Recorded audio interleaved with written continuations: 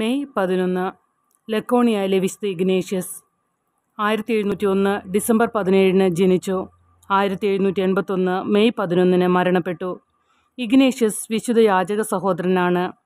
സാന്തിനിയയിലെ കർഷക മാതാപിതാക്കളുടെ 7 മക്കളിൽ രണ്ടാമനായിരുന്നു അദ്ദേഹം. ഫ്രാൻസിസ്കന്മാരിലേക്കുള്ള അദ്ദേഹത്തിൻ്റെ പാത അസാധാരണമായിരുന്നു. ഗുരുതരമായ രോഗാവസ്ഥയിൽ സുഖം പ്രാപിച്ചാൽ കപ്പൂച്ചിനാകുമെന്ന് ഇഗ്നേഷ്യസ് പ്രതിജ്ഞയെടുത്തു. ആരോഗ്യം വീണ്ടെടുത്തപ്പോൾ വാഗ്ദാനം അവഗണിച്ചു.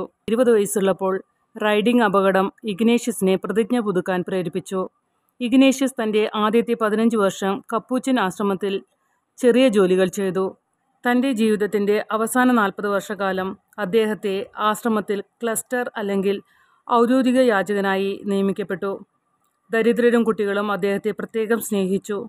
നഗരത്തിലൂടെയുള്ള തൻ്റെ പ്രദക്ഷിണങ്ങളിൽ അദ്ദേഹം ദിവസവും രോഗികളെയും തെരുവുകുട്ടികളെയും പരിചരിച്ചു. അദ്ദേഹത്തിൻ്റെ മധ്യസ്ഥതയിലൂടെ രോഗശാന്തിയുടെ നിരവധി അത്ഭുതങ്ങൾ സംഭവിച്ചതായി പറയപ്പെടുന്നു. അന്ധനായതിനു ശേഷവും അദ്ദേഹം ചുറ്റുമുള്ളവരുടെ പ്രയോജനത്തിനായി പ്രവർത്തിച്ചു.